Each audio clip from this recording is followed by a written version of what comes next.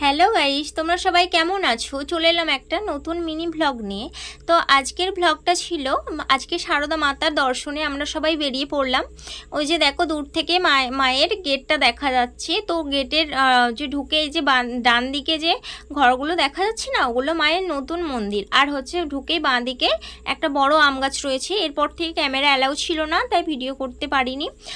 আমরা মায়ের দর্শন করে ওখান থেকে ঘাটে চলে গেলাম। দেখো চারিদিকটা কি সুন্দর, গাছপালায় মোড়া, কি সুন্দর মানে স্নিগ্ধ পরিবেশ। এখানে বসে সবাই রেস্ট করে।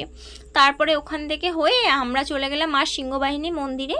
সেখানে পুজো দিয়ে আবার ওখান থেকে দেখো সিংহবাহিনী মন্দিরে চারপাশটা দেখালাম। এখানে মা খুবই জাগ্রত। ওখান থেকে হয়ে খাবার লাইনের দিকে চলে এলাম। আর এই দেখো বাইরের দিকটা একটু দেখালাম। আর এখানে হচ্ছে দেখো ভেতরে খাবার রেডি করছি। আর এটা হচ্ছে সামনেটা হচ্ছে খাবার লাইনের জায়গা।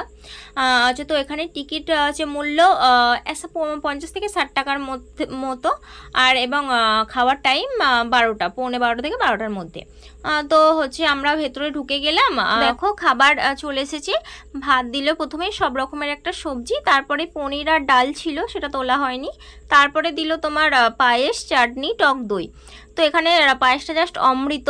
তারপরে ওখান থেকে বেরিয়ে এসে গাভী দর্শনে চলে গেলাম। এখানে দেখো গাভীগুলো কত বড় বড়। তো ওখানে ভিডিও করা অ্যালাউ ছিল না, তো আমি জাস্ট একবার গিয়ে ভিডিও করে চলে এসেছিলাম। তো এই ছিল আজকে আমার মিনি ভ্লগ। ভালো লাগলে অবশ্যই লাইক, কমেন্ট এবং সাবস্ক্রাইব করো।